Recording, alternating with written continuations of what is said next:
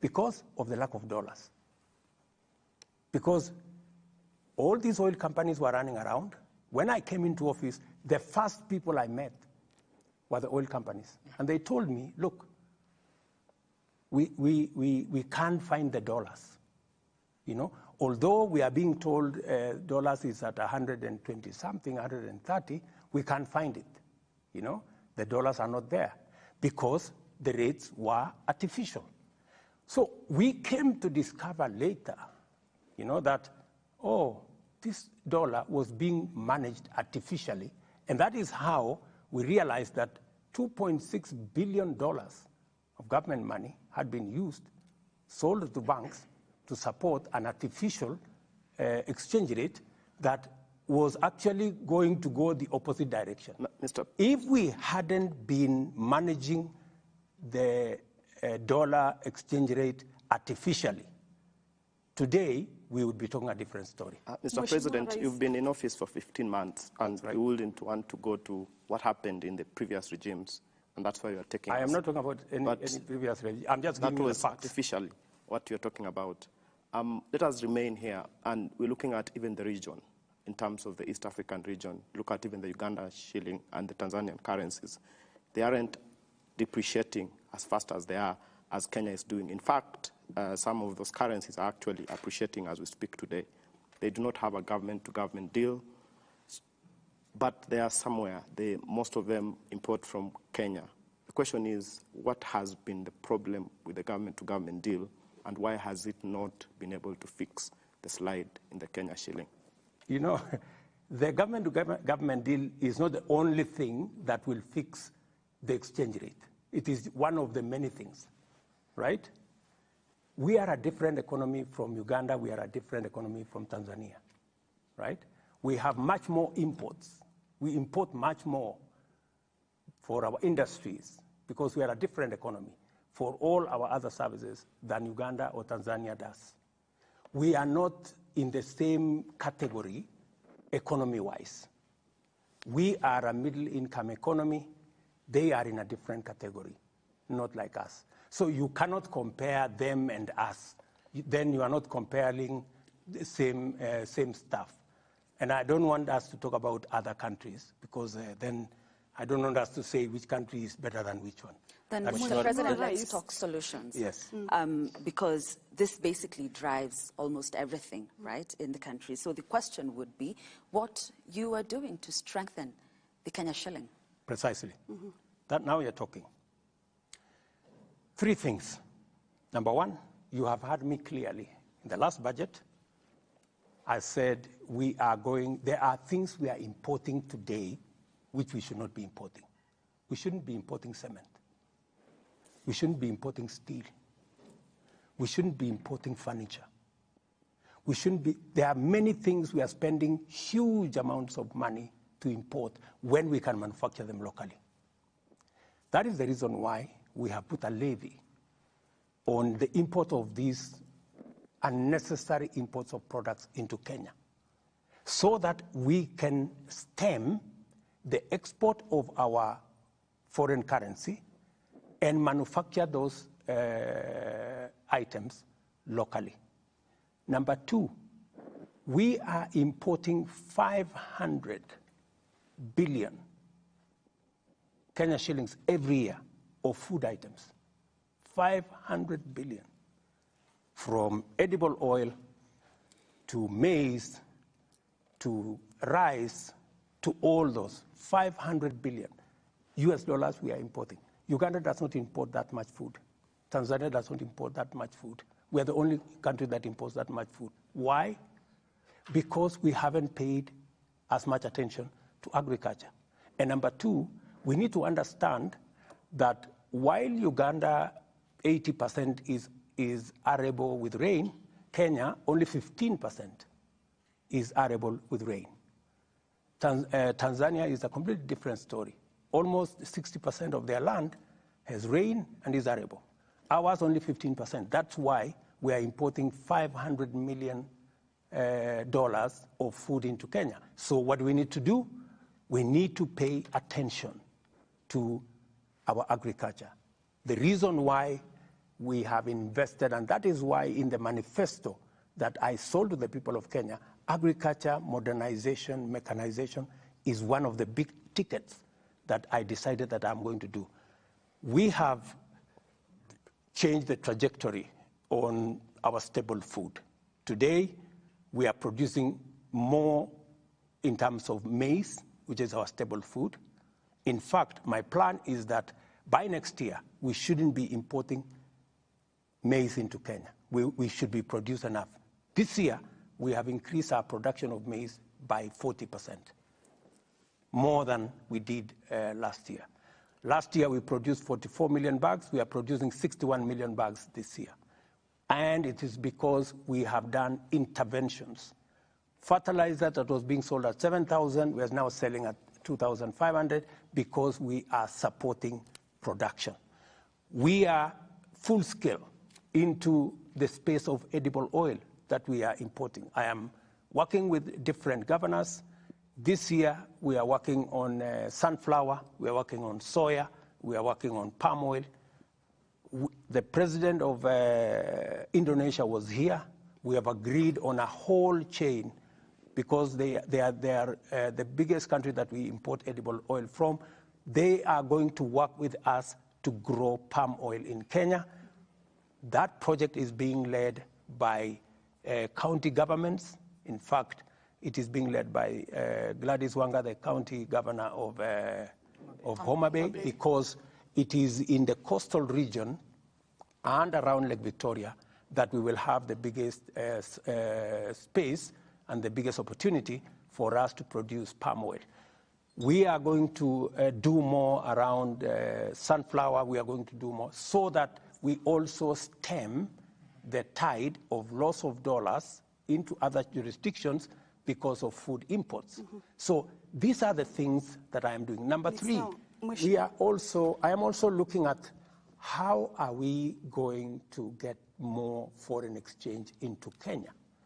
That is why I am working round the clock to make sure that we have more Kenyans working in Kenya, in foreign companies when they are in Kenya, and we are also connecting Kenyans to opportunities outside Kenya. For your information, just so that I conclude, I made a commitment in our plan that we want to increase foreign remittances coming into Kenya, hard currency that comes into Kenya from foreign remittance from $4 billion to $10 billion. It is the reason why we just concluded a diaspora investment conference here in KICC this week. It is the reason why I have signed a bilateral agreement, labor agreement with Saudi, with UAE, with Germany, with Canada, and many other countries. We are exploring possibilities. And for your information, as a result of those, what I have been doing, between now and next month, January, the first 10,000 Kenyans will be leaving to go and work in foreign countries so that they can support themselves and support Kenya, because many countries have established a strategy on how to grow their foreign exchange earnings. On the other hand, maybe still on the government-to-government deals, is it giving us as a nation the desired results? Absolutely. 8 months down the line? Absolutely. In fact, that same government product or program, many countries are seeking to know how they can copy that program, because it is giving us what we couldn't have gotten in a different way. Then how can we control the prices now? You see, fuel, it's been up and down. Right now we're talking of 210, 212 per liter. Ali Manzu. Yes. You heard me say this. The price of fuel is not determined by the government of Kenya. It is not determined by any company. It is determined by the producers. That is why today the price of fuel in Kenya is the same price in Uganda, is the same price in Tanzania because we buy from the same place. Mheshimiwa Rais, tutakuja kwa hilo baadaye. I've heard people say the president should reduce the price to 150. Tutarudi kwa hilo baadaye, Mheshimiwa Rais. How are you going to do that unless I take taxpayers' money and go and subsidize, which is removing money from... Mheshimiwa Rais, unaposema kwamba bei ya mafuta serikali haina uwezo mkubwa kuhusiana na bei ya mafuta. Itakumbuka kwamba wakati wa kampeni kabla hujawa rais, ulisema kwamba bei ya mafuta wakati huo, wakati wa utawala, ushuru mwingi. Nini kilibadilika? Hakuna kitu kimebadilika. Mambo ya ushuru, nimepunguza ushuru kwa mafuta. Nimepunguza ushuru ya Road Development Levy. Nimepunguza ushuru ya Railway Development Levy. Na ilikuwa kwa budget. Tumepunguza ushuru mara 4 in 4 different categories. But you see, that is not sufficient to reduce the price because the price of oil itself is going up because of the producer. Kwamba tumeongeza bei ya VAT. Ni kweli, tumeongeza bei ya VAT, lakini tumepunguza ushuru zingine. Tunaongeza bei ya VAT kwa sababu gani? Kenya tuko katika kiwango inaitwa middle income economy. We are in the same category as South Africa. We are in the same category as Morocco. We are in the same category as Tunisia. I want you to check their taxes, because our taxes are now at 15.6% of GDP. 15.6% of GDP. Taxes in South Africa is 27% of GDP. Taxes in Morocco is 32% of GDP. What am I trying to say? I'm trying to answer the question because, the people of Kenya are being pushed and being told, look, you are paying more taxes than other countries. Is that true? That is not true. Now, Mheshimiwa Rais, we are paying the same taxes like all countries that are in our same category. And let me tell you the difference so that you can take the chance. Let me tell you the category. If we go to the market, the countries that are in LDCs, they get a lower interest rate than those of us who are in middle income. So you cannot compare them and us. We are in a different category. And for your information, countries like France, their tax as a percentage of GDP is 45%. We are only at 15.6%. That's the difference. Na Mheshimiwa Rais, bado tuko kwa hili swala la shilingi na dola. Umezungumzia miradi tofauti hapa ambayo mmeweka katika mpango wa kuweza kupunguza hiyo dola ambayo shilingi iweze kuwa na thamani. Swala la mahindi umesema by mwaka ujao Aprili hapo pengine swala la mahindi tutapunguza kuimport na mambo kama hayo. Ukatajwa masuala kuhusu pia edible oil na miradi ambayo ipo. Lakini Mkenya pale nje anajiuliza watasubiri hadi lini hii shilingi iweze kupata thamani yake ili maisha yaweze kuwa sawa? Wakenya watazubiri kwa sababu dola sio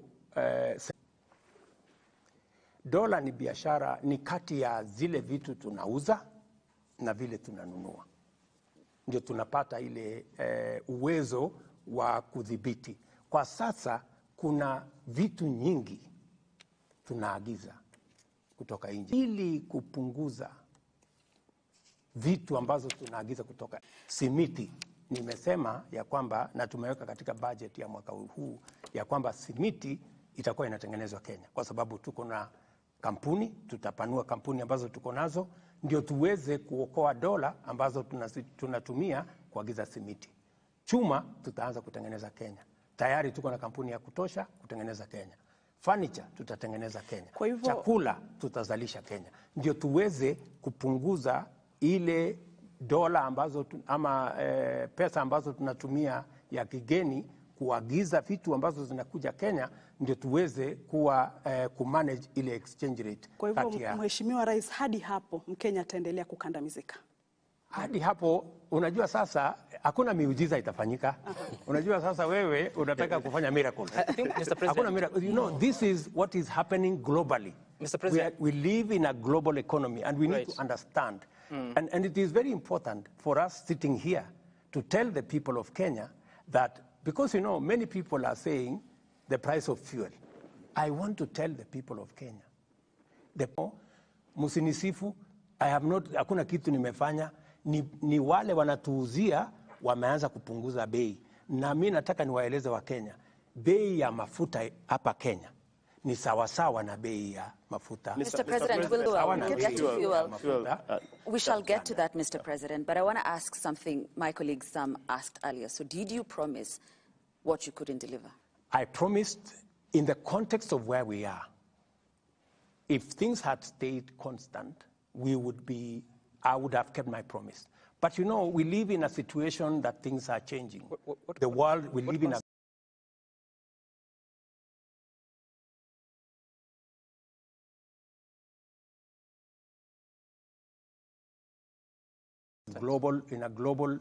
a global environment, that the prices are going up. You cannot keep unless, and I don't want to lie to the people of Kenya and say, let me spend public money so that I look like I am keeping my promise, and it is better for me to be brutally honest.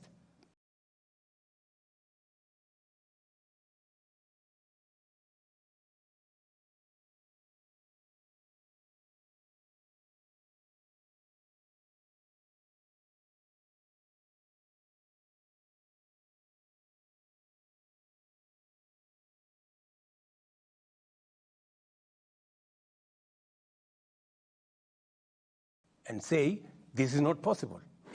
We may have made a commitment, but because the situation changed and everybody knows what that situation is today, the prices of commodities went up.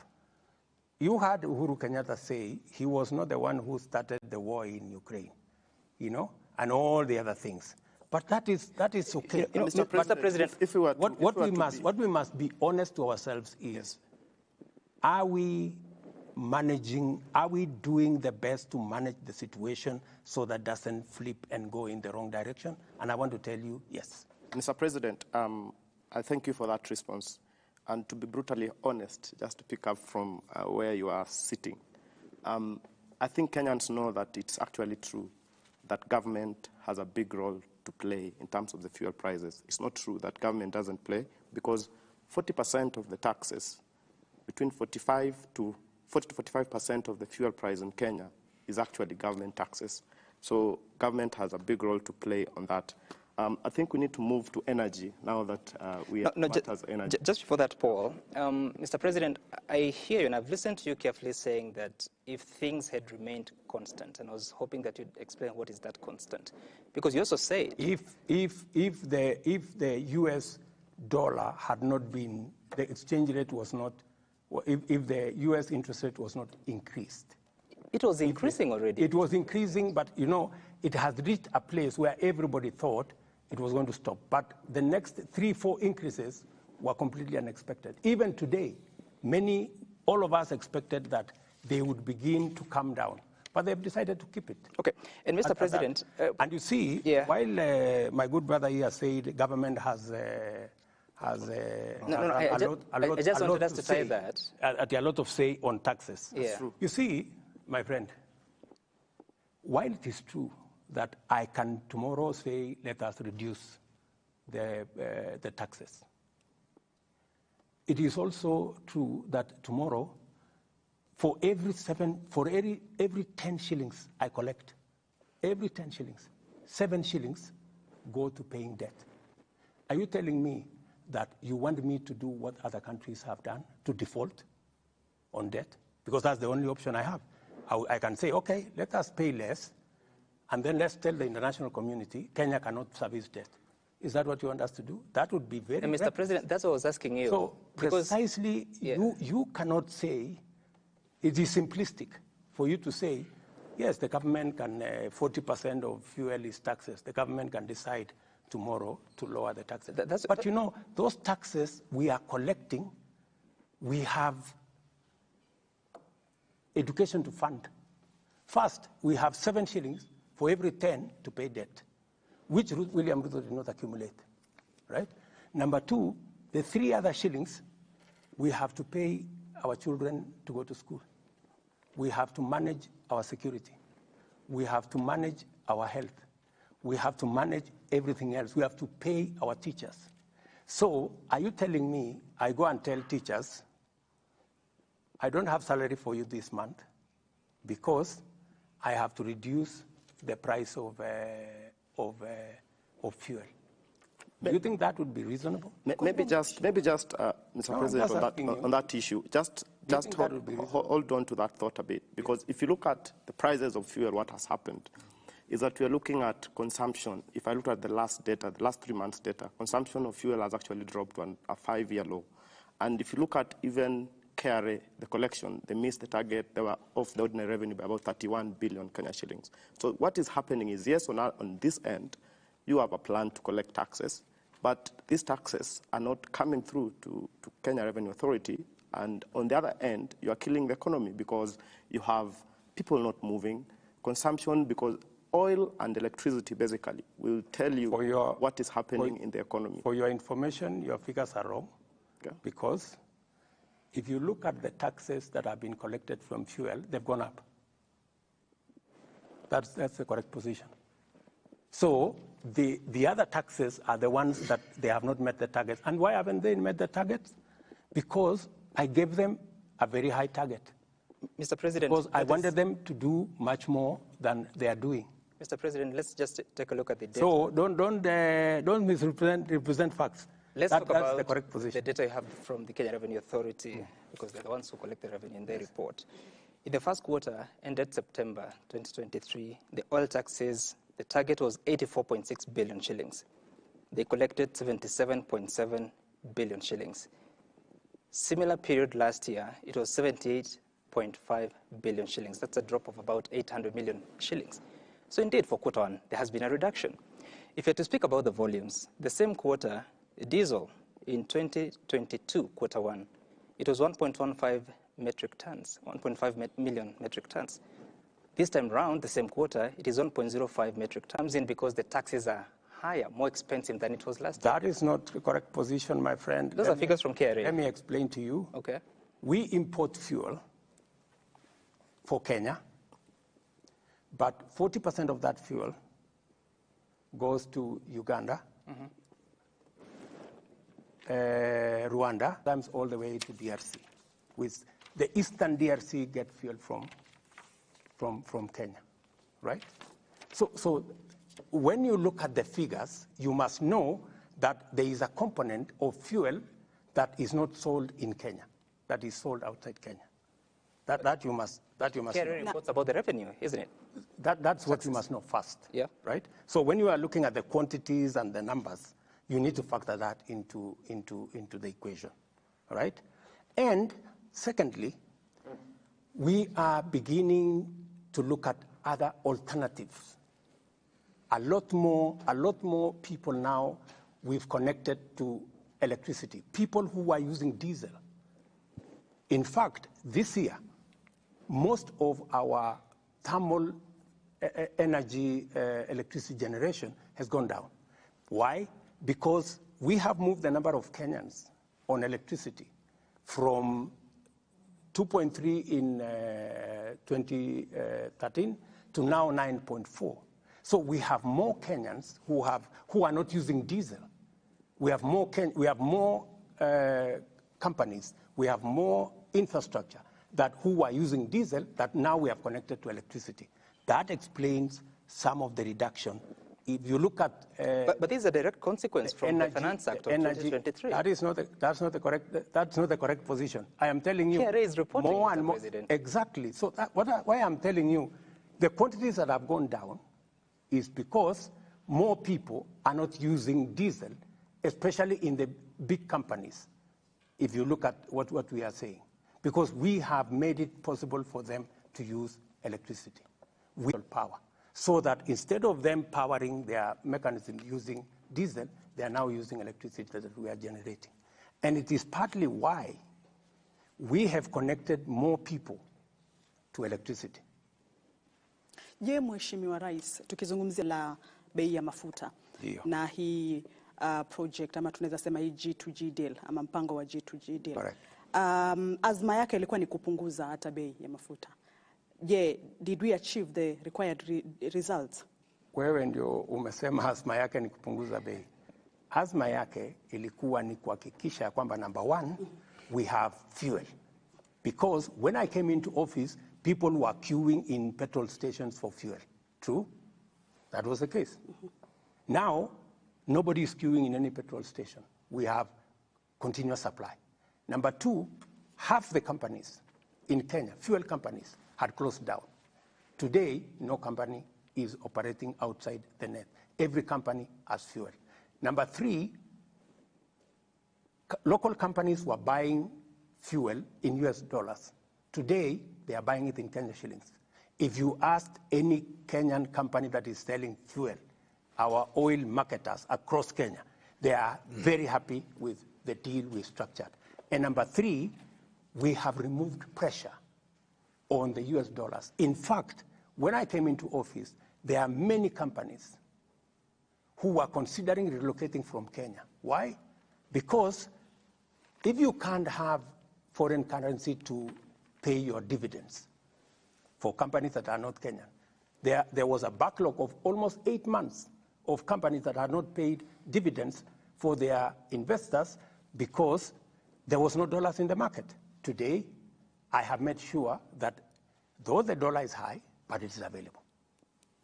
Mheshimiwa Rais, katika sikukuu ya Jamhuri ulisema kwamba uchumi wa taifa umeimarika. Kabisa. Siku chache kabla ya hotuba yako, Naibu Rais Rigathi Gachagua alikuwa amesema huenda ikachukua muda hata wa takriban miaka 10 hivi katika kushughulikia masuala muhimu ya wananchi.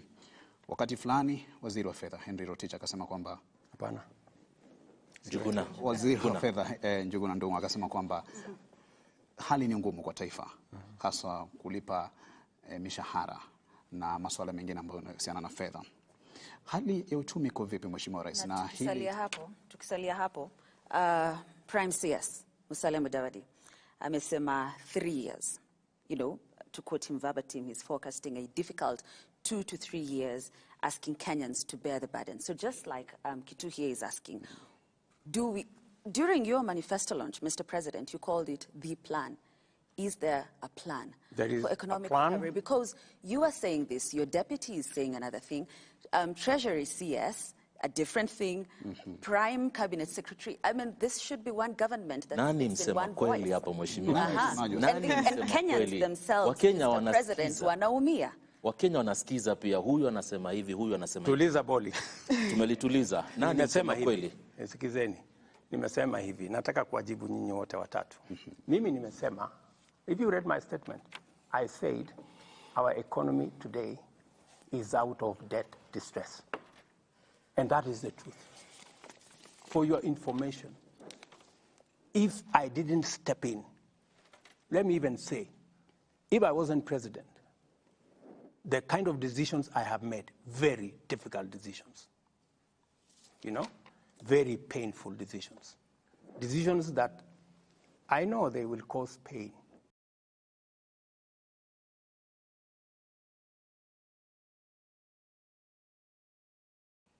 But it is better we make those decisions now than get Kenya into debt distress. There are almost 8 countries in our continent, including one that went into debt distress. I don't want to mention countries, you know them, last almost 3 weeks or 1 month. That is the worst thing that can happen to any country, to go into debt distress. We are now out of debt distress. Our economy is stable, but the difficult part is still there. We still have to navigate. All we have done is to avoid the cliff, right? That we have avoided because we have negotiated, we have put brakes on expenditure. We have negotiated a good package with the World Bank, with IMF, with development partners, with bilateral countries, China, Europe, and everywhere. And that's why I have been on the road so many times. People ask, what is he doing? It was necessary for me to step in and stabilize so that Kenya does not go into debt distress. Let me tell you what Ndung'u was saying. Ndung'u was in parliament. That's actually where I was headed. He says the government is broke. Ndung'u was in parliament. And he was being pushed. Oh, you need to do this more. Ndung'u was telling them, look, we don't have the kind of money you're talking about. We don't have money to increase this and to increase this and to increase this. That is the correct position. We have, and that is why we are cutting back on many aspects, because this is what is required at this point in time. It is the difficult decisions we have to make now so that tomorrow looks better. Mheshimiwa Rais, ufafanuzi wako wa uchumi kuimarika ni nini wakati ambapo Wakenya wengi wanalalamikia gharama ya maisha? And you see, what Musalia is saying is for us to be able to get to a place where we can say we are good, you know, that things are moving, there is money in the pocket, we can feed ourselves, we can do everything. It takes time, right? How long? And it takes time because How long, Mr. President? You want me to say 3 months, 5 months, 1 year? No, you're quoting your Prime Cabinet Secretary who says 2 to 3 years. Relax. Because we are not in charge of all the factors that will finally determine where we are going, let us give ourselves time. But I want to promise the people of Kenya that we will sort this situation out. Mheshimiwa Rais, unaposema uchumi umeimarika, ufafanuzi wako wa uchumi kuimarika ni nini, hasa wakati ambapo Wakenya wanalalamikia gharama ya maisha? Number one, na ni vizuri umeuliza gharama ya maisha. Gharama ya maisha inachangiwa na vitu vitatu. Ya kwanza ni gharama ya chakula, right? Na nikisema uchumi iko na uchumi ya tumbo. Nataka nikuulize na Wakenya wenzangu, tumefanya lolote kupunguza gharama ya chakula? Yes, we have done major steps. The price of food items is today lower than it was a year ago. It is a fact. Lakini, of course, it's not convenient for certain people to accept. That's number one. Number two, globally, where is Kenya?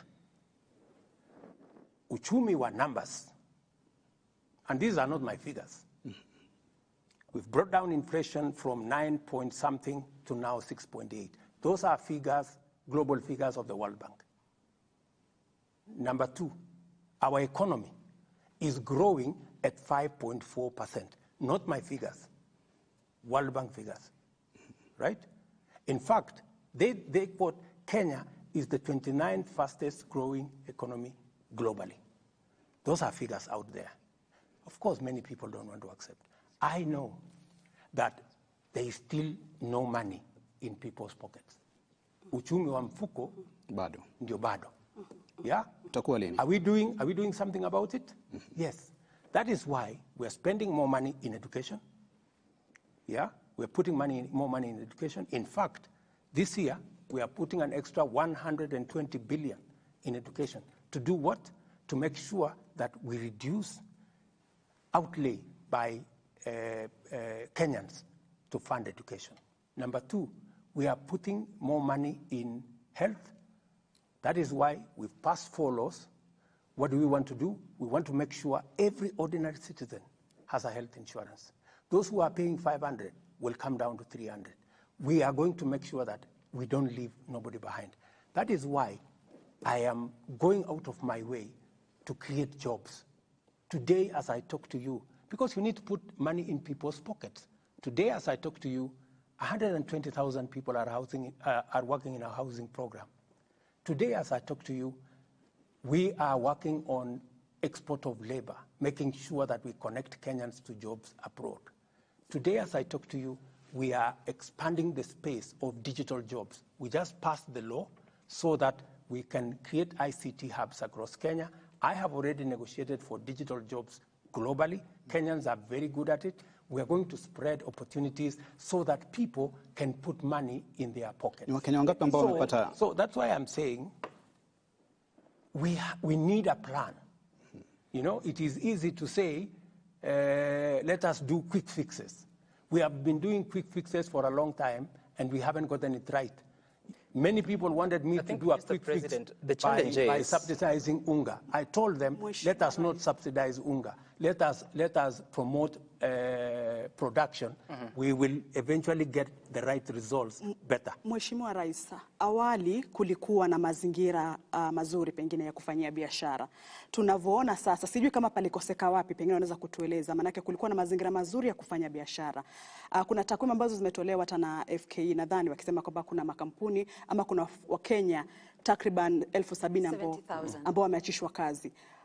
Katika serikali yako Mheshimiwa, palikoseka nini haswa pale mpaka mazingira ya kufanya kazi yakawa magumu kiasi cha kwamba 84% ya Wakenya wanasema kwamba maisha ni magumu, na hizi ni takwimu ambazo ziko zaidi ya 50 kwa mara ya kwanza katika Mkenya kusema kwamba maisha ni magumu na pesa haionekani. Na tukisalia hapo Mr. President, because it's just based on what she said, are you aware that 87% of Kenyans, your people, Mr. President, that is 9 out of 10, have opted to reduce on personal expenditure because of the current economy? Watu wana opt kutokula, which is what we're talking about, uchumi ya tumbo. They are foregoing food because of the current situation. Good. I want you to read a clip or even a text. It was in the Standard. 10 months after Kibaki became president, the same number of Kenyans said NAC and President Kibaki had made their life worse than ever because Kibaki decided to make the right decisions, not popular decisions, right? 10 months after he was president. We are in the same space. But let me tell you the following, that it is true. We are facing a difficult situation. We are facing a difficult situation because that is the global situation. But are we doing something about it? Yes, we're doing something about it. Is it bearing results? Yes, it's bearing results. The price of food is coming down because of our intervention, by God's grace. The global economy is appreciating what Kenya is doing. Let me go to FKE. FKE said 70,000 Kenyans have lost jobs or have gotten out of jobs. Part of those 70,000 Kenyans, for your information, are teachers who are working in private schools, who we have hired as government. Now they are teaching in, we have hired 56,000 teachers as teachers. We have hired an additional 120,000 people working in our housing program. We have a plan to make sure that we keep increasing. We have only 31 sites of our housing program.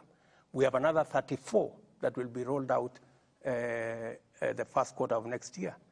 By the end of next year, we will have between 200 and 250,000 Kenyans working. So the economy is adjusting towards where we want to go. We do not want to be an export destination for others.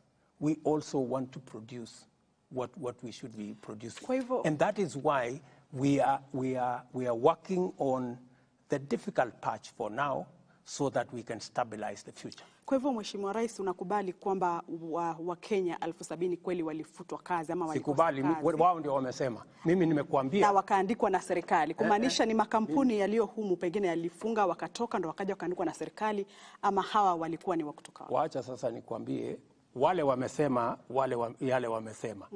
What I have told you is what I can vouch. Have I hired 56,000 teachers? Yes. Are there 120,000 people working in our housing program? Yes. So as to what on FKE side, you need to verify the figures. Mr. President, Sam, just 1 second. You have talked about pain and that Kenyans need to, appreciate the pain and the process like President Kibaki did. And State House and where you sit, you set the tone for whatever government agencies and officers below you do. That's correct. And you are asking Kenyans to be patient. You're asking Kenyans to tighten their belt. But if you look at your administration and State House, to be specific, and other officials, Look at foreign travel has been up 26% just this ending quarter to 1.1 billion. And Kenyans are feeling quite taxed. And the hustlers that you represent are looking around the numbers that we are discussing today, and they're wondering, where have we missed this? Because on one end, you're asking Kenyans to be, to bear with government, to tighten their belts. The Treasury is saying things are bad. You're saying you're preventing us from, going off the cliff. But on the other end, the extravagance in government is really still heavy. How do you reconcile these two situations? I will answer you this way. Go and look at the budget. We have cut by 50% the budget for travel and entertainment. 50%, right? In the supplementary budget, just go and check the figures. That is about 11 billion shillings that we have reduced. Have I traveled more than the former presidents? Yes. And I have traveled not as a tourist. I have traveled to sort out the matters of Kenya. If I didn't package what I have packaged to salvage our country from going over the cliff, we'd be talking a different story. Would you rather I sit in Nairobi and see Kenya go down, or would you rather I go to America, and America has really supported us in making sure that we structure a deal with World Bank and IMF? Would I travel to China to make sure that we structure the bilateral deal that will see all our roads come back? Would you rather I don't travel, or I travel to South Korea to sort out the problem you see in our electricity space? That we now have money to do what the investment we have not done in the last 10 years in our energy transmission. The reason why you find the blackouts, and is the challenge we have with our transmission infrastructure. And I have found resources to now sort that out. So would you rather I sit here, or I look for the bilateral agreements that will give Kenyans an opportunity to work abroad and to work at home on digital jobs? This is what a president is supposed to do. And I can account for every shilling that I have spent on my travel. And let me say this. On the budget of State House, there were so many things around the State House, including the famous NMS. Part of the money that was being allocated to State House was to pay contracts, NMS contracts, and many other things, which I have said must stop. And because I want to lead the way in making sure that we manage what eventually is destroying our country, called bending bills. And for your information, we have 506 billion of pending bills. I need to lead the way. That's why I instructed staff in State House that State House must be the first one to clear pending bills. Most of the monies that have come here is to sort out NMS and all the other people that were here. And I have said those infrastructure should be transferred to the parent ministries.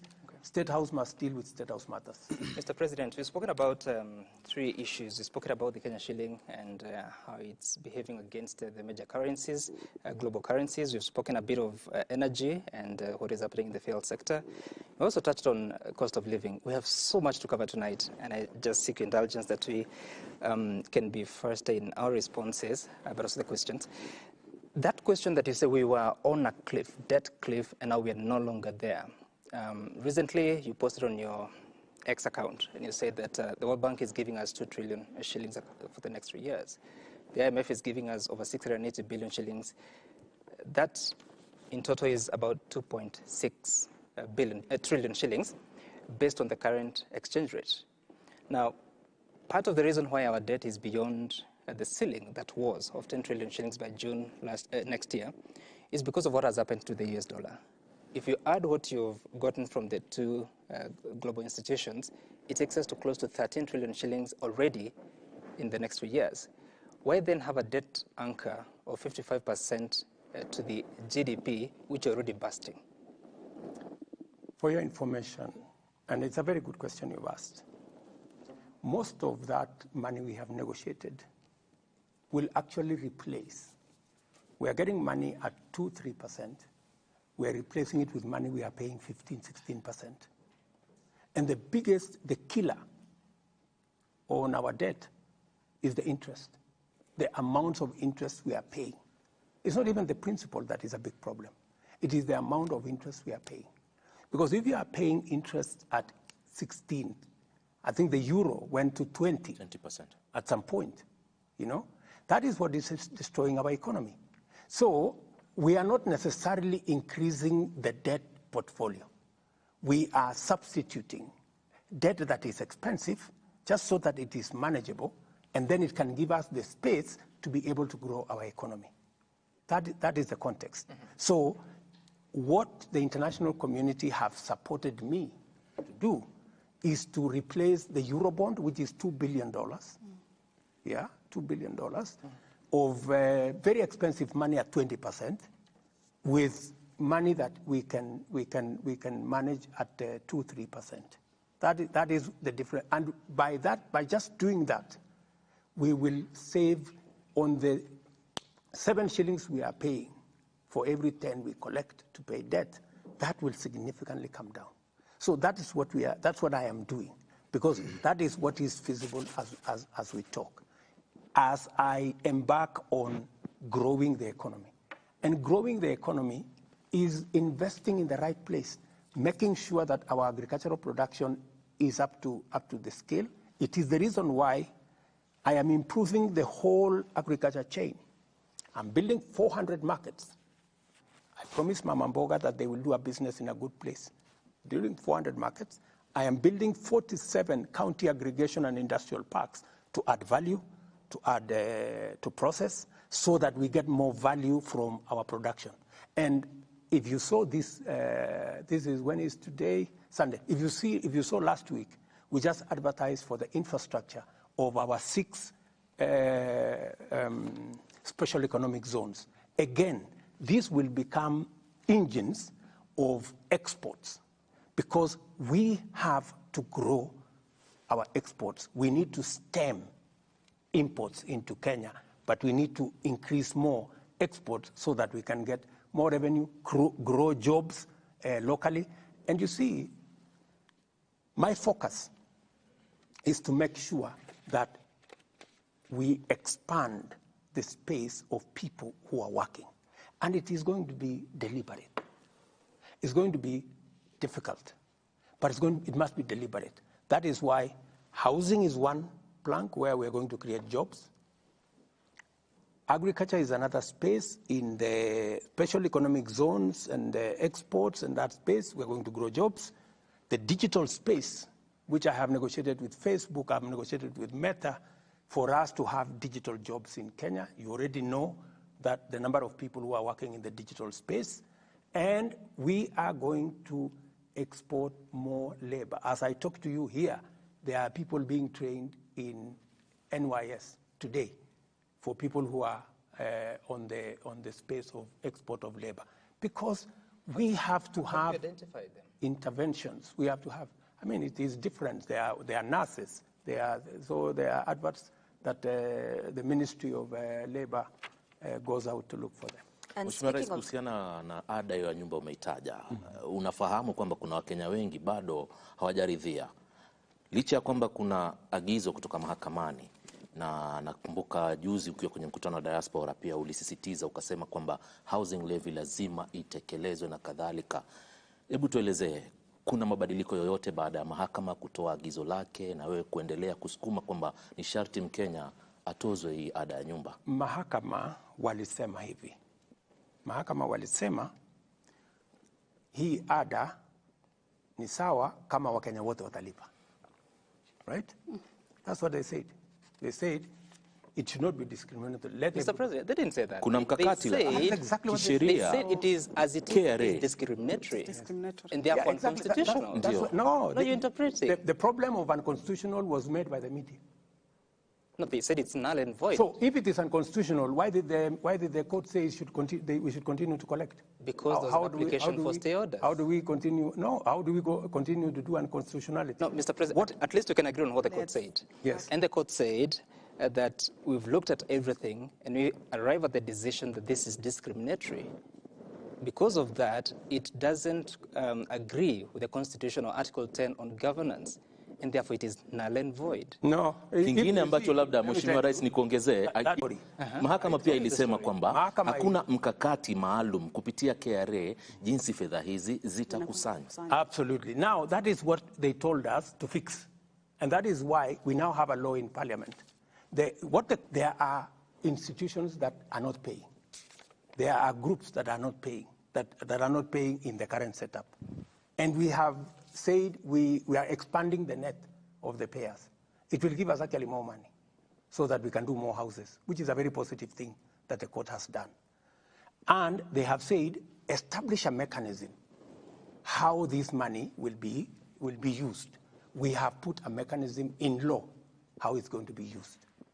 Let me tell you, good people, we can argue about this or that or the other. My question is, do we have a problem of housing in Kenya? Yes. Do we have a problem of jobs in Kenya? Yes. Can we sort out? Because, it is one thing to argue, even if you are a judge. And I am sure that is what went through their minds. Because the judges are also Kenyans. They know we have millions of young people out there who are jobless. A story was carried, for example, in one of the media houses here. I think I saw it on KTN, saying the crime rate in Ruiru has gone down because there are many people working in the housing program in Ruiru. I did not make the story. It was in KTN, and that is the truth. So even as you sit as a judge, even as you ask me a question as a journalist, we are discussing housing. Housing is an opportunity to do three major things. Number one, to create jobs. Is it a good thing for us to create jobs? These are not the children of William Ruto. These are the children of all Kenyans that will work. They will work as architects, they will work as engineers, they will work as carpenters, they will work as masons, they will work in whatever field. Some of them will be working in factories that are creating steel. Some of them will work in factories that are making for us cement to do the houses. Is it a good job? Is it a good thing? Do we have a problem of unemployment in Kenya? Yes. We need to sort it out. It has to be sorted out somehow. Number two, do we have a problem of industrialization? Do we have a problem of manufacturing? Yes. How do we create more manufacturing jobs, if not through programs like housing? How do we reduce the problem of land fragmentation, where land that is supposed to be used for agricultural productivity is now being subdivided for people to live? If we provide alternative housing, we will save food so that we stop the slide into food insecurity, and we begin to tame the problem of high prices of food. These are obvious, and that is why I am very confident that the court will look at it, look at what is the public interest, what is the public good that comes with housing. Let me ask finally, to own a house in Kenya today, you need to have 4 million, 5 million, the simplest, the cheapest house. We are giving an opportunity through this affordable housing program for a mama mboga or a boda boda guy to buy a house of 400,000 where they can pay 4,000 shillings a month and eventually own a house. I mean, we are giving dignity to every Kenyan. And let me tell you, finally, housing was a program that was in the UDA manifesto, the Kenya Kwanza manifesto, 1.5%. It was in Azimio manifesto, 1.5%. Yeah, and we all know that it is the right thing to do because other countries have done it and they have made a big difference. We have had this housing thing for as long as I have been a politician. but nobody has had the courage to implement it. But have you stopped- Just wait. Nobody has had the plan to do it. Have you stopped to wonder or ask what the people think, what their sentiments are about this? Because times are tough, Mr. President. Put in mind, 70% are saying no to this program. Just wait. I want you to go to where these Kenyans are working. Go and ask them. Go and ask them. The beneficiaries, the people who are working today, they are not even the owners. They are just working. Go and ask them. And you see, this is the beginning of a program. Give it time. Kenyans will come to appreciate that, yes, my son is working, my daughter is working. If they are not working at the construction site, they are an architect, or they work in some company, they are an accountant in some company that is doing cement and construction products. And let me ask you, countries like Singapore, like Malaysia, like Korea, we all have been talking about them. We've been saying, oh, you know, we were at the same level with Korea, but today they are different from us. They made tough decisions. That's why they are where they are. We have to make tough decisions if we have to catch up. I mean, if we want to continue to make convenient, you know, politically correct decisions, we will continue to remain in the same place. And I know, for example, that it is politically expensive. You know, I would be a very popular person if I abolished tomorrow. I said, okay, let's forget about the housing thing.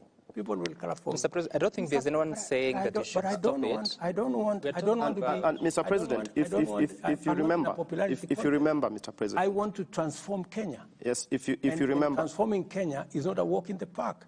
Transforming Kenya is not going to be done using convenient, politically correct, popular decisions. Right. Some of the decisions may be difficult now, but we will all see the benefits as we go. No doubt about that, Mr. President. It is the wrong time. We've had housing as a plan for the last 50 years. Are you telling me for the last 50 years, there was no correct time? It is never too late. It is never wrong to do the right thing. Mr. President, just let's stay to the housing fund, because when it started and you were walking around the country and selling this dream to many Kenyans, you told us this was a fund and we will contribute. And if you didn't want the house or didn't benefit, at the end of the day, you would get your money out at some point. Then overnight, in Parliament, it turned into a levy and a tax.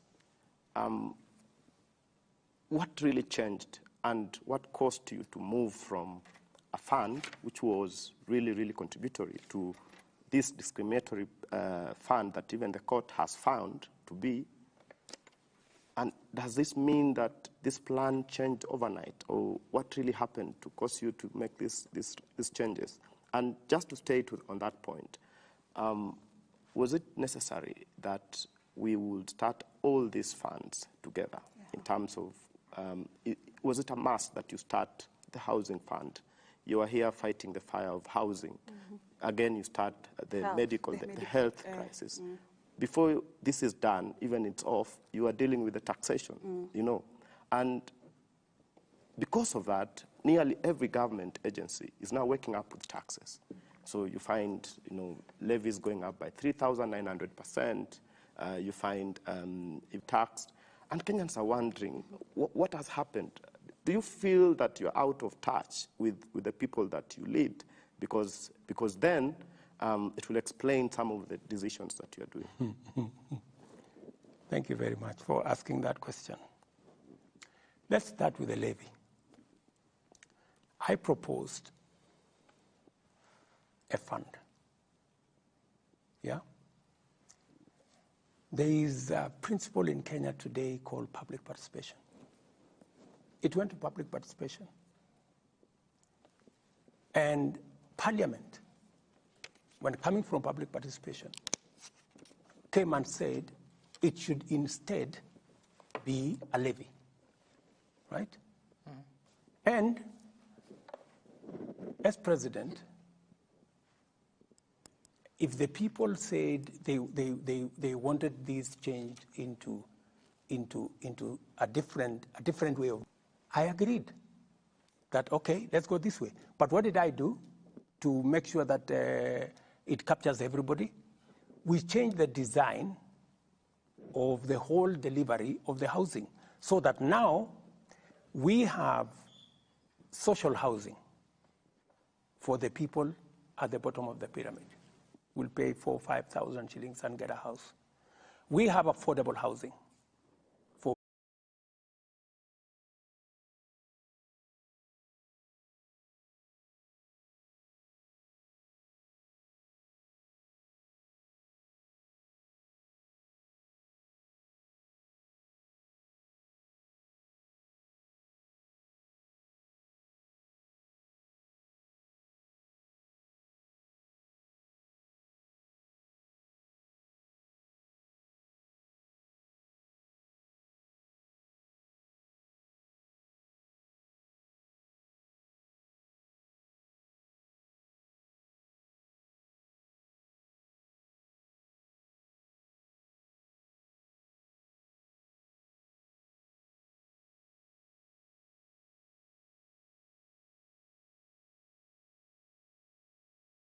between 5,000 and 15,000 every month.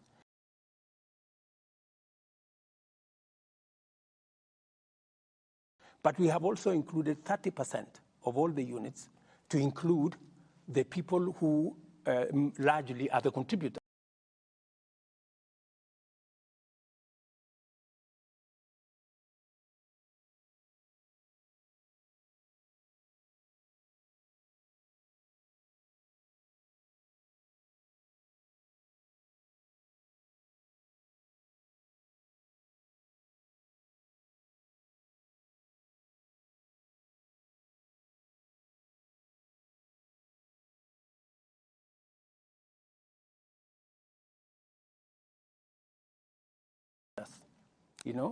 The people who are the biggest contributors, the people in the middle class, who will pay now between 15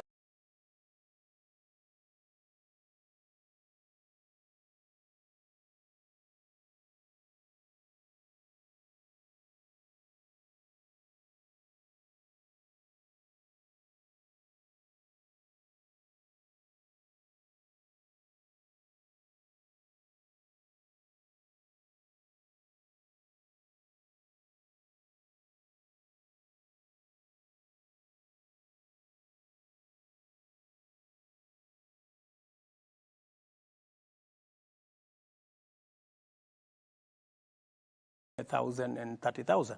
So we have made everybody a beneficiary.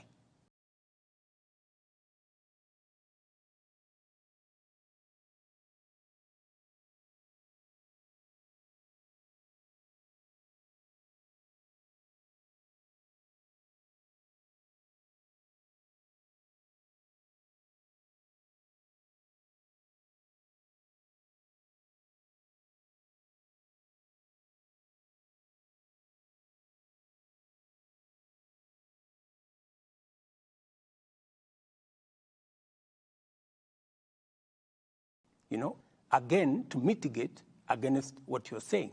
And what have we done? Mortgage today is around 17%.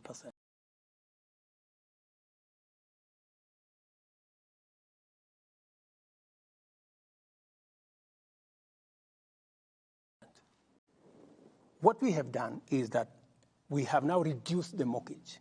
We are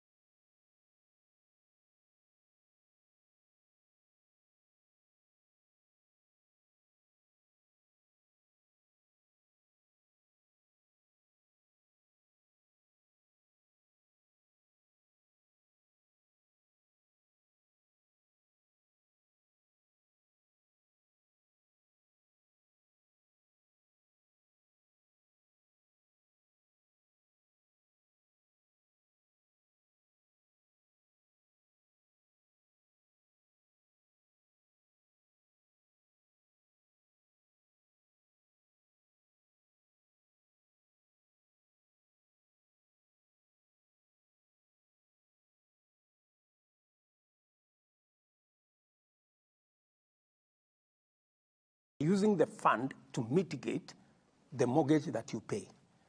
And it is now gazetted that the people who will buy social houses, their mortgage will be at 3%. The people who will buy affordable houses, their mortgage will be at 6%. And the people who will be buying the market houses, we will reduce their mortgage by half. Even you, instead of paying 18%, you will now have an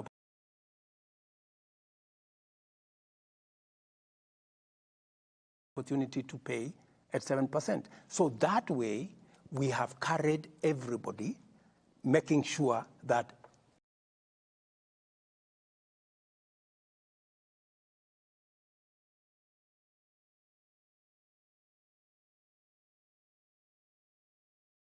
everybody who is paying has a chance to own a house. And that is how we are delivering. Mr. President, on the question of accountability, because it is good that you highlight what happened at the public participation.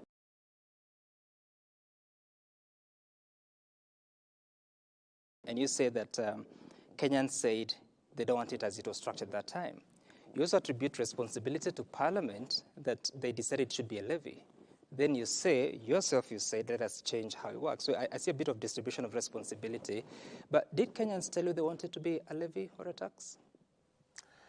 What Kenyans told me is that they want jobs. Yeah? On that particular question, Kenyans the participation told me, was on the housing levy, Mr. President. But you know, when Kenyans tell you they want jobs, it is you as a leader to figure out where those jobs are going to come from. And so you presented a housing levy in the finance bill of 2023. I presented to the people of Kenya housing, and I told them I am going to create jobs using this housing. And they agreed with me. And I have created jobs using housing. The mechanism of delivery could be this way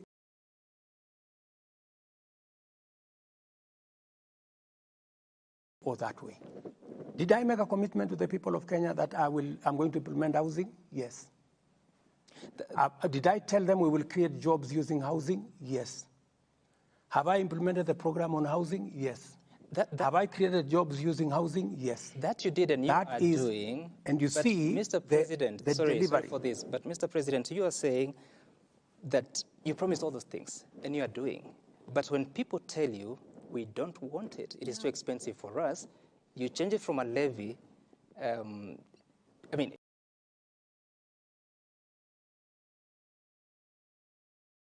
from housing fund, from a contribution to a tax that is not even, you can't recoup it after the 7 years. How did the translation into that become? You see, Sam, you know, you're splitting hairs. I'm not splitting. Yes, you are. Because what you are saying, you're trying to find fault. What is the greater good? What is the national interest? I mean, to you, does creating 120,000 jobs register anything good? It is a good thing, but I'm asking you about public participation making sure that an ordinary person who would otherwise never have a chance to own a home, now they have a chance to own a home. Does that make sense to anybody? Yes, it does. And the process. So you see, if you pass an exam with 80%, it's an A, my brother. It may not be 100% what I wanted, but it is 80% what I wanted. It is doing 80% of the job. Surely give me some marks. Mr. President, the question is at what cost? At what cost, Mr. President? Because granted, the people told you they need jobs. This means they do not have the jobs. This means they do not have money in their pockets. And in response, what you're doing is taxing them further. But let me ask you, my dear sister, the people who are working today did not have a job, right? Those are the people in the street. They didn't have a job. The people who have a job have had to pay 1.5%. 1.5% so that we can give a job to somebody else. And for your information, that somebody else that is getting a job is a taxpayer. They contribute to what we eventually earn. Is it too much for us as public servants who earn a salary to give 1.5% of our salary so that somebody else, another Kenyan, who is also a taxpayer, who also deserves something. They don't have a job because the job maybe they would have, I have.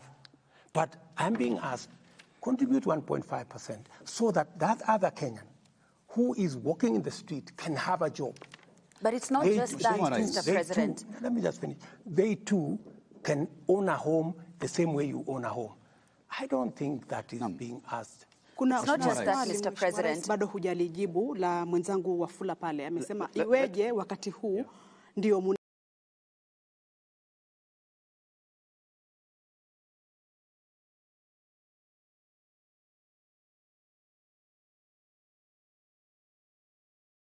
naleta tuseme hizi taxations nyingi. Mumeanza na affordable housing na bado hatujaelewa vizuri zaidi. Tuko kwa health, bado tunajaribu taxations. Kwa nini zimekuja kwa wakati mmoja kiasi cha kwamba Mkenya anasikia uzito? Kwa nini isikwende step by step kiasi cha kwamba hata Mkenya atajua ni kweli tunasonga mbele, lakini si finyiki, maisha yako sawa? Wacha nikueleze. Mambo ya health kwa mfano. It is the profiling, it is the spin that you people are many people, let me not accuse you, many people are spinning it. What are we doing? What are we doing in health? We are saying in health, we want to reduce those who are, and they are, by the way, the majority of the people who are, when I spoke about hustlers, people thought I was not serious.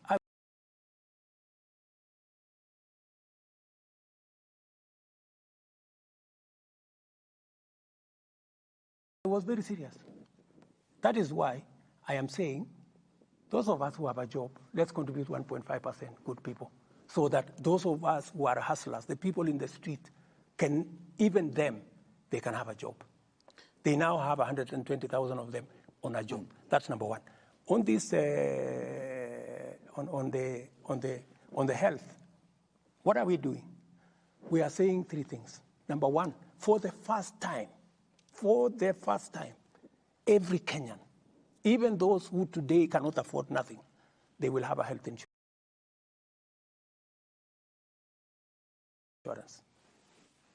For the first time. Number two, those who, and the kind of unfairness that there can be. Mama Mboga is paying 10% of our income for health insurance. William Ruto, the president of Kenya, is paying 0.001%. Why? All we are saying is, let everybody pay an equal percentage of what they earn. Is that too much to ask? What will happen? The people who are paying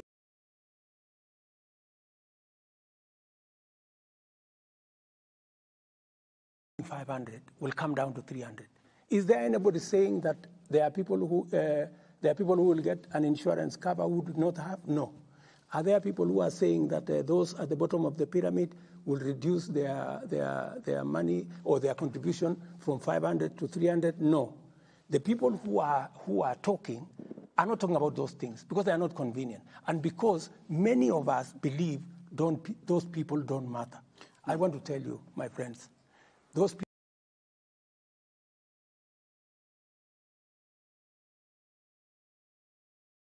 people are also Kenyans.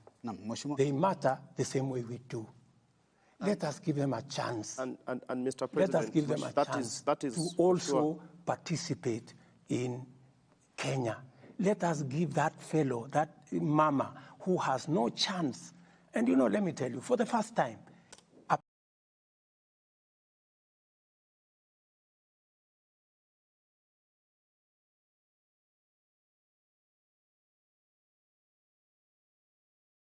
person who would otherwise die of cancer or diabetes or hypertension because when they go to hospital, they are told they don't have the money. For the first time, we have a special kitty which all of us will contribute and give everybody a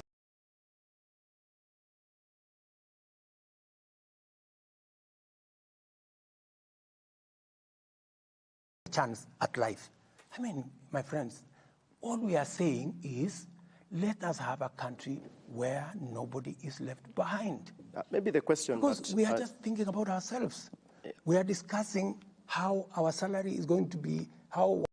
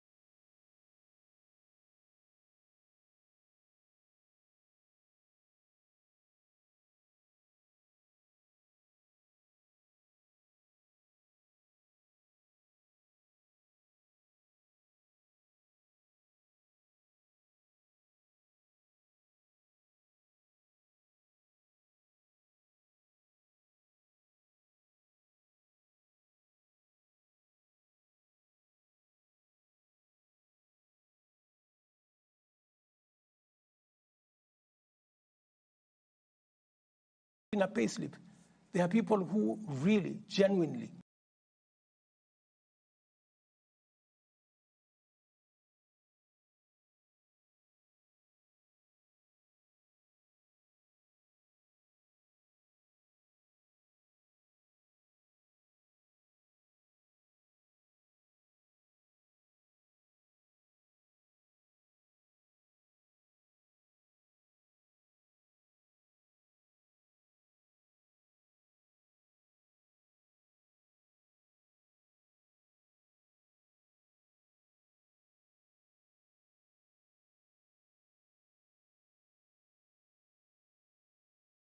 life. I am asking the rest of Kenya, please, let us give a chance at life to many more Kenyans than those of us who are employed.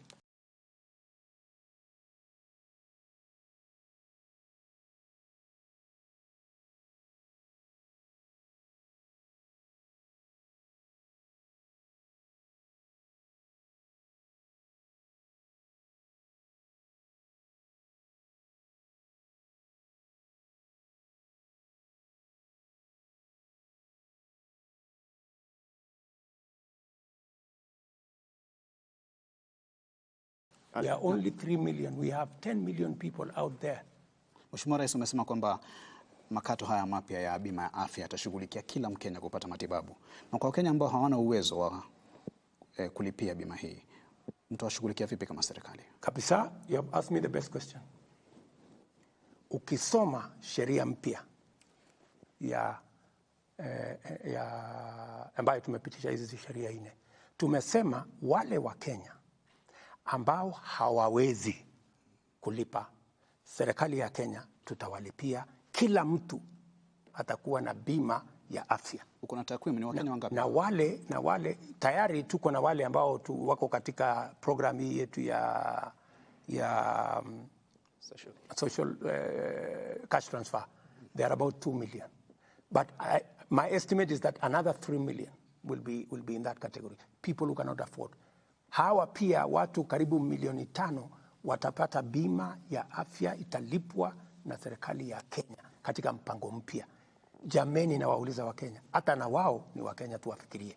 Na wale wako chini pale, karibu wa Kenya wengine karibu 8 milioni 9 ambao wanalipa saa hizi shilingi 500, tutawapunguzia shilingi 300 kwa mwezi. Na wale hawana uwezo kabisa tutawalipia.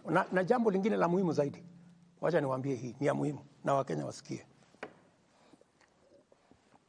Pesa ya NHIF kwa sasa karibu 50% inabebwa na watu wanafanya kitu inaitwa fake claims. Mumesikia kwa mfano kuna hospitali moja hapa Kino. Mumesikia?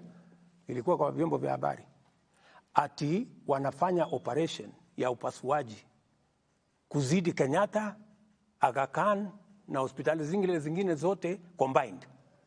Ni nini wanafanya? Ukora mtupu. Yeah?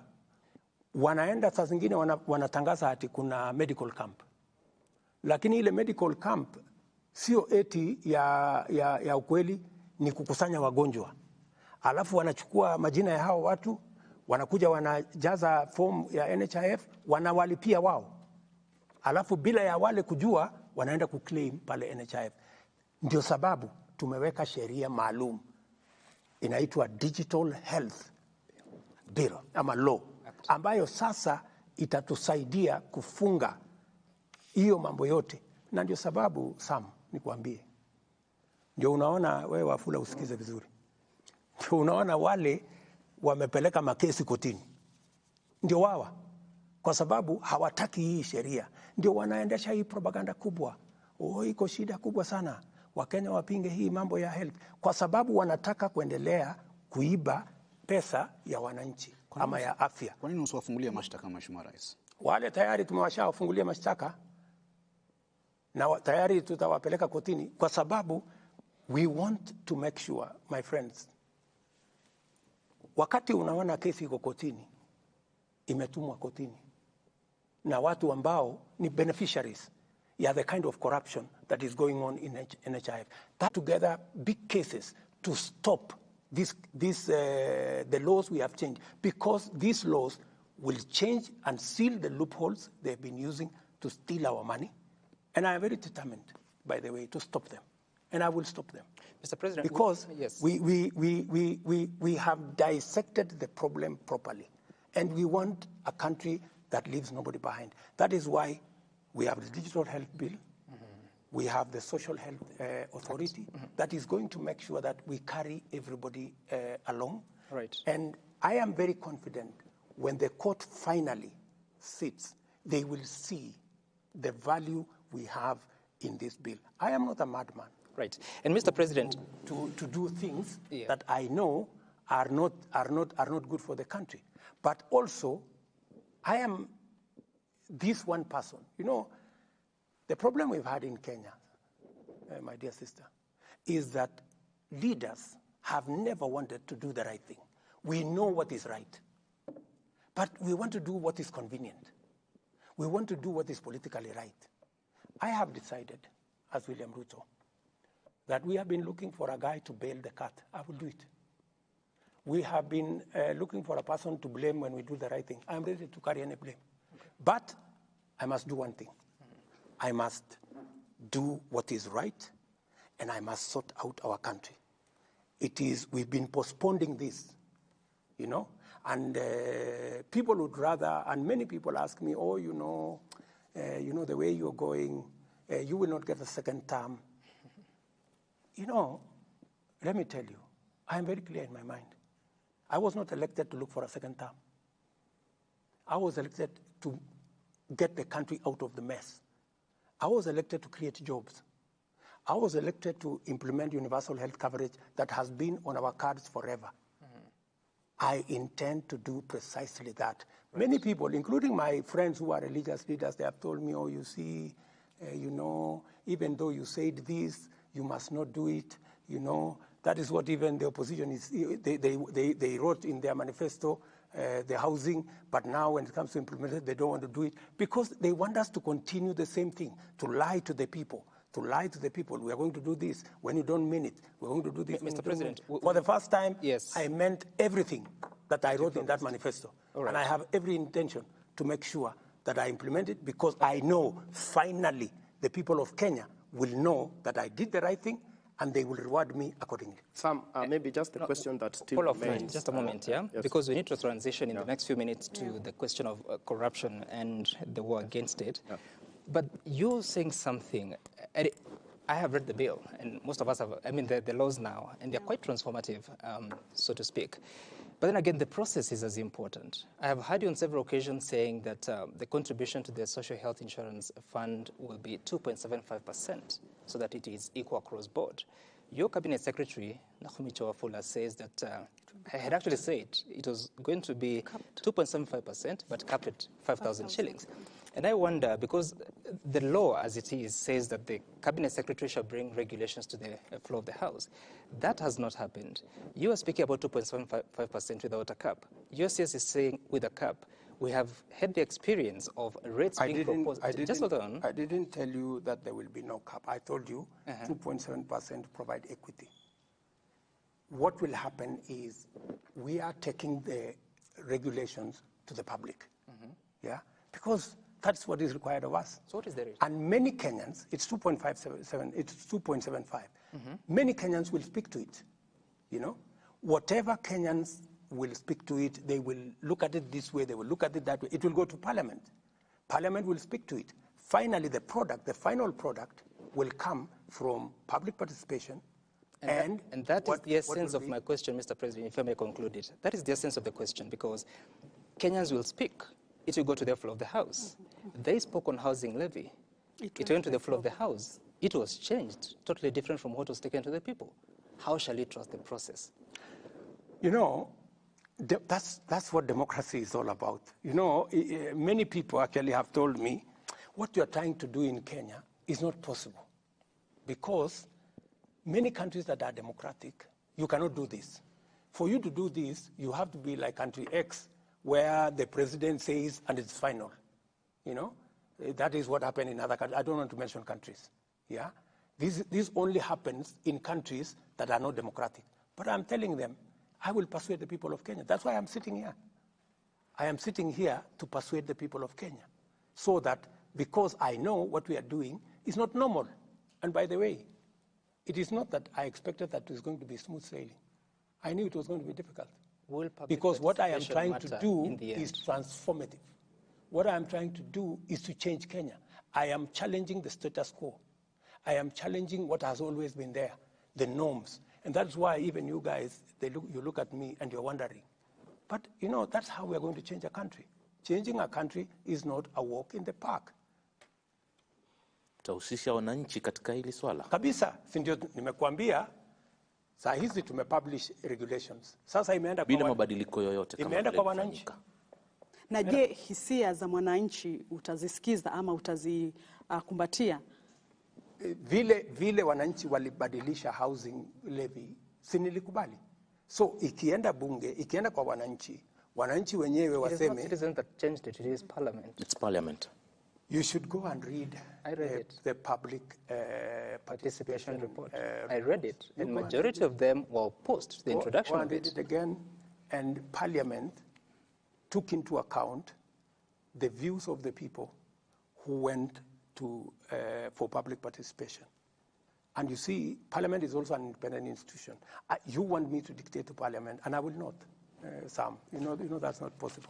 Mheshimiwa, naomba tuendelee na mjadala sasa katika swala la vita dhidi ya ufisadi. Umekuwa na umetoka kifua mbele, baadhi ya hotuba zako katika kipindi cha wiki moja pia imesisitiza sana swala hili la vita dhidi ya ufisadi. Lakini kwa upande mwingine hizi asasi ambazo zimepewa majukumu ya kutekeleza vita hivi pia ni kana kwamba vinasukumwa huku na kule. Kwa sababu gani? Nitakupatia mfano. Kesi ya Kimwarer na Aror hivi majuzi imetaja kuwa hakuna ushahidi wa kutosha. Kulikuwa na jitihada pale za tume ya ufisadi na maadili nchini katika kuhakikisha kwamba wanatengeneza kesi. Je, ina maana kwamba asasi zako kuna baadhi zinalegea katika kutekeleza wajibu wake, kwa mfano afisi ya DPP? Kwanza niliwaambia Wakenya katika serikali yangu hakutakuwa na pesa ya kuibiwa. I think I made that statement. I said there will be no money to be stolen. And many people are wondering what that meant. Because what we are doing now, for example, and I will come back to your question, because we are talking about corruption. Yep. How do we put mechanisms in place to stop theft, corruption, pilferage? And I have told you the greatest enabler that is going to make us overcome the challenge of corruption is through digitization. It is the reason why I embarked on digitizing government services. From 350, now we are at 14,000. We were collecting 60 million on e-citizen every day. Today we are collecting 600 million every day my plan is that by next year, we should be collecting minimum 2 billion shillings on e-citizen every day. What does that do? It stops the corrupt. It stops people stealing. It stops privilege. And for your information, let me just give you a statistic. KWS, right? Their budget for a whole year was 4.3 billion, but given them actually a budget of 4.5 billion. In 6 months, because of e-citizen, in 6 months, they have collected 4.3 billion. Half the year, they have collected what we had, what they had been given as an estimate for the whole year, which means by the end of this year, they will double their collection. I'm just giving you one incident. So what will that do? That is how my plan on how to manage corruption, number one. Number two, I promised the people of Kenya that the independence of the judiciary is going to be sacrosanct. I can tell you for free that they have never received a telephone call from the president to tell them, manage this case in this manner, that manner, this corrupt person or that corrupt person. I promise the same to EACC, I promise the same to DCI, I promise the same to DPP. It is their responsibility. They ask me for support, and I have given as much support as I can muster to all these institutions. Let's come to the, are they doing what they should do? It is not for me to judge. It's for the people of Kenya to judge, because they report to us. I am telling them what I can within the separation of powers, that it is our expectation. That's why I'm speaking publicly, in public fora, to tell them, look, you know, the people of Kenya have expectations that those who are corrupt, and if there is anybody who is corrupt, has a matter, and they say, and one of the agencies say, oh, the president told us not to prosecute this person, I would say in public, in front of TV, they should tell me, because I will never do such a thing.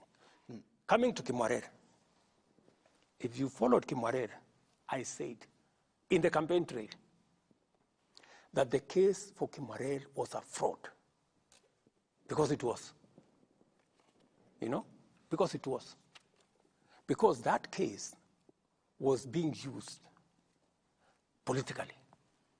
And that is why I have said we do not want political cases.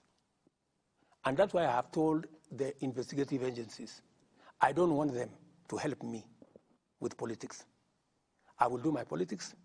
I will look for supporters. I will look for all these groups, you know, lobby groups and what have you. I will do politics. Them, they should dispense justice. And under my administration, there is nobody who will be prosecuted because of politics or politically, or because they are not aligned to this way and that way. But nobody is going to hide behind politics. That because you are a politician, or because you are a friend of the president, or because you are a relative of the president, you cannot be prosecuted. That one I have said in public, and I have told every cabinet minister, nobody should go to their office and tell them the president has sent them, or they are a relative of Mr. X or Mr. Y. I will not send anybody to any office to do anything.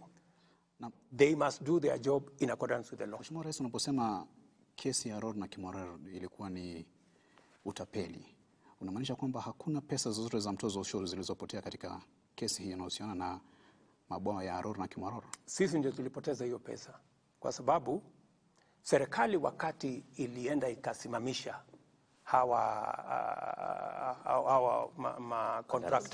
the contractors went to court, right? Because they hadn't committed any crime. Number one, we were supposed to give them land to do the dam. You know, we didn't give them the land. The land was there, but some don't want to accuse. I think we have said let's not talk about the past. Whoever was there decided they should not get the land to frustrate the project. The thing disappeared. The DCI was mobilized to go and get the contractor in Itare, you know, Up to today, nobody knows what the problem was with Italy. They went to court. We have had to go and negotiate. I have had to go and negotiate with Italy, for your information, for us to settle, because we were going to pay 40 billion for nothing, without anything on the ground. So we've had to negotiate. So then, is there a correlation between your negotiations with the Italian government, and the president was actually here, of Italy that is there a relationship between that and the withdrawal of charges against all these accused persons? No, ask the court. I mean, the court has been going on. Yeah. What did the court say? There were no witnesses, because what happened? The court said this was a prosecution-driven acquittal, because there was no longer any cooperation. And the reason I'm asking this question is because you stood at the steps of the front of this building, and you said that you have agreed with the president of Italy to withdraw all cases against the farms in Italy, and Italy was also going to withdraw all cases against the government of Kenya. Correct. So I'm asking the question because initially there were several people that had been presented before court. Some of them, I think even the current central bank governor, Kamau Thuge. Is there a relationship? Because you said withdrawal will be done. When we talked about... Is there a consequence? No. What we said about the withdrawal was they took us to court in London. We made a counterclaim just to make sure that we are not exposed. So when we made the counterclaim, then that's how the case was continuing. So we said, for that matter, they are going to withdraw their case in the arbitration court. We were going to do the same. It had nothing to do with the cases in Kenya, because the cases in Kenya were criminal. The cases in the arbitration were contractual. So these were very different cases. So the case has been going on in the Kenyan courts, mention after mention. I mean, and by the way, those cases were going on even before I came to office. They had been there for 3 years, and it hadn't moved 1 inch. Why? Do you think there was any feasibility study done on the 2 dams? Do you know of any? That is now for you to determine. No, I'm asking because, you. you have all the information, because you know that there was supposed to be a feasibility study. You must be having the information. I don't have the information. You're the president of Kenya. What's their feasibility study? What I can tell you is that that contract of Kimwaren and Aror was signed with other contracts, similar contracts, in the front of State House here, in the presence of the president then. I wasn't even there. And that's what I'm asking. Those contracts were signed. That's what I'm asking you. Are you aware of any feasibility study for the 2? I am aware that the contracts were as legitimate as they were signed. Okay. They were signed before 2 heads of government at that point in time. So, and if there was any problem with them, it should have come out in court. The reason I'm asking that is because you then, I don't know, should I conclude that you don't have any information of any feasibility study? Because if there was none, then that is contrary to procurement laws. If you know that there was none, I'm asking, I don't know. No, if you don't know, why are you asking? I'm asking you. No, if you don't know, why are you making an assertion on something that you don't know? I've asked you a question. What I can tell you is that, to the best of my knowledge, by the time contracts are progressed to a place where it is signed before a head of state, that those contracts should have met every condition. And your predecessor found there was no feasibility study. If he found out that there was no feasibility study, then he should have prosecuted the matter in the way it should have been. Which happened. People were taken to court. And then where did we end up with the contract? We end up with the government of Kenya. Just on that issue, kindly. And if it went to court for 3 years, why didn't it progress? So we are looking at it even... And the president then was in office. Why didn't it progress for 3 years? If it was as simple as there is no feasibility study, I mean, it should have been an open and shut case. We have seen what the judge has actually said. And you look at a situation whereby the prosecution is literally paralyzed in court. And this is not just even Aror and Kimwarer. I mean, in the last 15 months, we've seen one case after the other collapse in court. And this is keeping Kenyans thinking. Yes, you came in and said at that time corruption was being weaponized. But now there's a feeling that now the law enforcers actually, it's a situation whereby there's protectionism instead of now the exact opposite of what was happening then. What do you tell Kenyans on this, where you find... I want to tell the people of Kenya that I will discharge my responsibility in making sure that all independent institutions are appropriately facilitated. In fact, the DPP has sent a request on additional resources to hire more staff so that they can discharge their responsibility well, and I am looking at that request. We have given additional money to the judiciary. I will facilitate, my administration will facilitate all the independent agencies to discharge their responsibility. We will also dispense our responsibility in making sure that the judiciary is independent and doing their job. Yeah? Mm-hmm. That I will do. And I will make sure that nobody hides under the presidency, the government, friendship, anybody must be taken to court if they are committed crimes. But beyond that, I will also go the extra mile and prevent public money from being stolen. And that's what I'm doing. I am saying prevention is better than cure, they say. Mm-hmm, mm-hmm, yeah? Mm-hmm. That's why I'm saying for us to avoid unnecessary matters, let us see how we manage we manage public resources. And that's why I'm even telling, because there are some people who are still dodging the digitization process. They are still dodging the 222 government payment platform because they are used to paying things. In fact, I know, for example, some institutions, when we say they must pay through the digital platform, they are now asking for checks. Some of them are asking for back transfers because they don't want accountability. And I'm giving them a warning. We said by 31st of this month, every government service must be paid on e-citizen. And even land, which is the biggest challenge, we have now said the Ministry of Lands is going to be cashless, all the way to Mashinani. Anybody, and I'm telling Kenyans here, anybody who asks you for cash for payment of a public service, look at them in the eye and tell them they are fraudsters. Na Mheshimiwa Rais, katika vita dhidi ya ufisadi na uhuru wa taasisi mbalimbali na mihimili tofauti ya serikali, umejitangaza wazi wazi kwamba hutalegeza kamba katika vita dhidi ya ufisadi. Hutalegeza kamba. Naam, na umekuwa na kauli ambazo umekuwa ukizitumia, na nikikunukuu wakati mmoja kwa kule magharibi ukizungumzia kuhusu wafisadi ambao unaamini wamelemaza sekta ya viwanda vya sukari. Ulisema ima uhame Kenya ama nikuweke jela ama usafiri uende mbinguni. Hili halijaonekana kuendana vyema na watetezi wa haki za binadamu. Mbona usiruhusu mahakama ifanye kazi yake? Nimezuia, si nimesema tutakupeleka mahakamani. Inachukuliwa kama kitisho. Lakini wacha nikueleze ya kwamba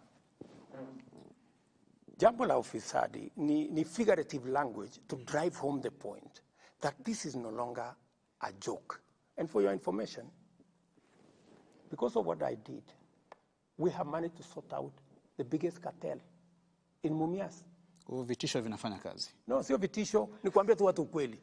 Kwamba mahali mambo imefika, hatuwezi kuendelea vile tunaendelea. Lazima tubadilishe mwenendo wetu. And I am telling you, let me repeat here, that for those people who are corrupt, please look for another country. Because it is not going to be business as usual. Even as we look places where we find, even as we do what we have to do to make sure that all Kenyans are we avoid pilferage, we avoid corruption. Even as we do that, for those of the incorrigible characters, the people who benefit from corruption, the people who try even to influence the criminal justice system, you know, the people who beneficiaries, like what I talked to you about. I mean, surely, the people who are going to court to stop, you know, implementation of programs that are public, you know. These are, and you know very well, you can see their fingerprints, that these are beneficiaries of corruption. They are so daring with impunity that they want to manipulate the whole system. But it is the same thing. Isn't that democracy, really, That is Mr. President? Is it democracy to steal? No, sorry. Going to I'm court. talking about the question of going to court, Yeah. especially for the programs you're talking about. No, I mean, I have no problem. I'm not complaining. I've said they've gone to court, but I'm going to call them out that I know you. I know the fellows who have gone to court. I know the fellows who are sponsoring this, because I know them. They will not hide, because I can see their fingerprints. Let me give you an example. I told the people of Kenya that we need to increase our savings as a percentage of our GDP, that we are doing very badly. Countries like China are at 55%. We are at 12, right? How do we build our savings? You know, there are characters who went to court to say, let us continue paying 200 shillings, you know? And then Kenya is rated among the last countries on age-old poverty, you know? Because if you save 200 shillings, Bwana Wafula, how much money, surely? We have so many people, and that is how we do not have a pool of resources in Kenya that we can use to drive our own development. That's why we go borrowing left, right, and center. So we went to court, right? They went to court. I mean, we passed the law, 2014. They went to court. They stole the thing, 9 years, imagine, taking us from one courtroom to another. Then I called them and I told them, look at me in the eye, my friends. You have to stop this shit. You have to stop, you have to stop this nonsense. Yeah, it cannot continue like this, right? And they realized that I was not joking, you know? So we agreed on an out-of-court settlement, because they knew very well that they were beneficiaries of this whole conundrum. What has happened? Just let me tell you. We have wasted 9 years. What has happened today is that we were collecting about 1.3 billion at NSSF. Today, we are collecting 6.5 billion every month at NSSF. We are going to double, Sam, we are going to double the amount of money in our savings in the next 4 years, just as I told the country. You know, that is transformative.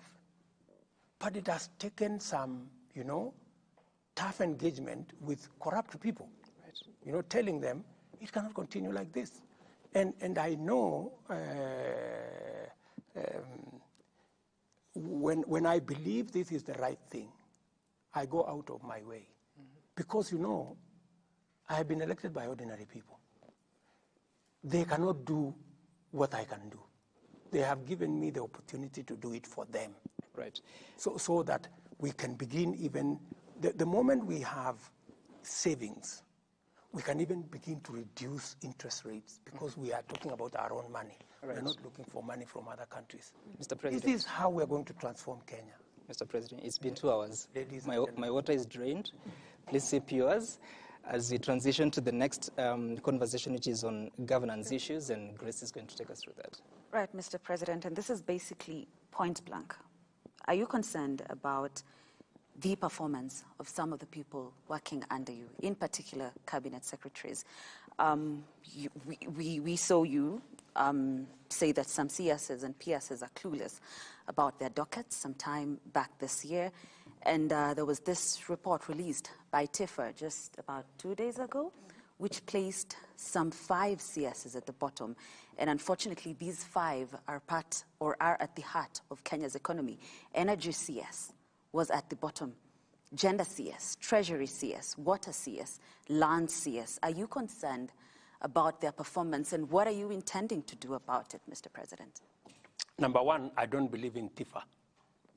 Why don't you? Because TIFA is a fraud. TIFA and all these opinion poll people, they are paid. By who? Whoever pays them. Because but you just said they told paid. They told us many stories. If it was TIFA, I would not be president. They said I would never win. They made all manner of allegations. So please, Let's not talk about opinion polls. Let's not talk about TIFA. And I have no quarrel with them. Wanaweza kuendelea na kusema ile wanasema, which is okay. Let's go to the performance, minus TIFA. Yeah? But we can see the results. We can see the results because... Let's go to, okay. Yeah, I'm saying we can see the results. You have dismissed T-Fire, but say energy, which is at the bottom. This is definitely here because of the frequent power outages that have been experienced in the country. So it has to be true. It is not true. Let me tell you that, yes, we've had about 4 different blackouts.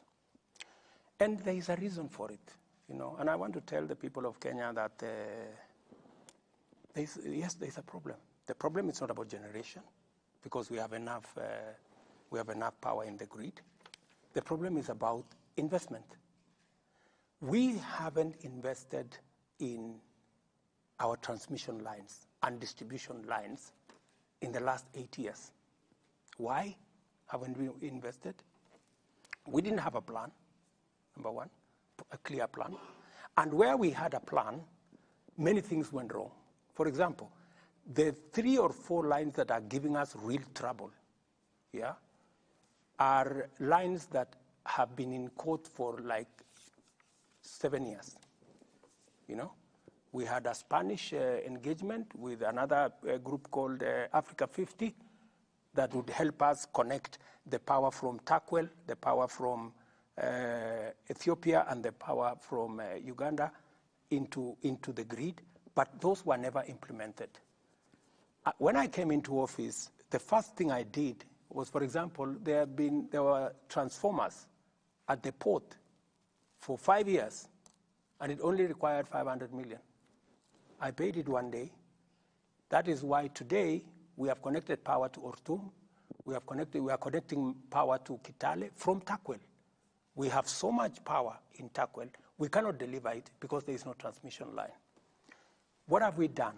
To be fair to, and I am not defending Davis, I just don't want him to be crucified for a problem that comes from afar. So what have we done? We have finally negotiated. I went to Korea. I negotiated a facility of 9 billion shillings. We are going to do 200 kilometers of transmission line, the ones that are part of what is causing the problem. We have finalized the procurement. Those will be constructed. We've also decided that because we do not have sufficient resources, we are going to work with the private sector. So we have another 8 lines, a total of 607 kilometers of transmission line that we have concessioned to a private sector for them to build the lines. And because we already have the law on wheeling charge, they will construct the lines, we will pay them as they transport our power. So we have a plan. And number three, we want to invest about maybe $100 or $120 million to island the supply of power, so that we will create about 5 zones. We already have 4 in place in terms of design, so that if there is a problem with power in one corner, it doesn't shut out the whole country, so that we isolate different places. It was supposed to be a factor of investment. And why is this the case, Sam? Just to, what we have done in the last 10 years, we have increased the number of people we are supplying electricity to from 2.3 million households to 9.4 million households. There should have been a commensurate, investment to make sure that the transmission lines are strong enough to deliver power. So that was the gap. But Mr. President, the bigger question is about yourself. You spoke to the nation. I think you are swearing in, was it CSs or who were you swearing in? And you said that you have a challenge with some of your cabinet secretaries and principal secretaries. There's certain things they do not know. In fact, you know more than they do. I say, how much of that is still a problem? How much, when I said that, I was telling my CSS that read.